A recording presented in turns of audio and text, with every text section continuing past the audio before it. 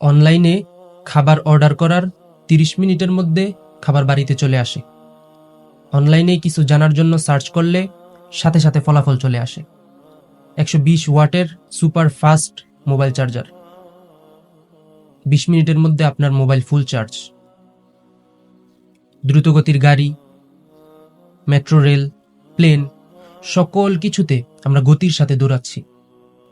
সকল মানুষ এখন তাড়াহুড়ার মধ্যে, এবং বর্তমান যেই জেনারেশন, প্রজন্ম, তাদের মধ্যে এই তাড়াহুড়া প্রবণতাটা আরো বেশি। তাদের যা করতে হবে এখনই করতে হবে, যা হবে এখনই হবে। আল্লাহর কাছে দোয়া করেছি, এখনই কবুল হতে হবে। আল্লাহ তাআলা মানুষের এই স্বভাবটাই সূরা বনী ইসরাঈলে উল্লেখ করেছেন। আল্লাহ তাআলা কি বলেছেন?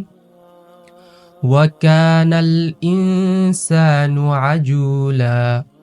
ওয়া কানাল ইনসান, আর মানুষ, আজুলা, অতি তাড়াহুড়া প্রবণ। কিন্তু আপনাকে একটা বিষয় মাথায় রাখতে হবে, আল্লাহ তাআলার সাহায্য, আল্লাহ তাআলার দয়া, এটা কিন্তু রাতারাতি তাড়াহুড়ার মধ্যে আসে না। নূহ আলাইহিস সালাম, কতদিন অপেক্ষা করতে হয়েছিল ওনাকে? ৯৫০ বছর, প্রায় ১০০০ বছর। রাসূল সাল্লাল্লাহু আলাইহি ওয়াসাল্লাম মক্কায় কতদিন নির্যাতিত হয়েছেন ইসলাম প্রতিষ্ঠার জন্য? ১৩ বছর।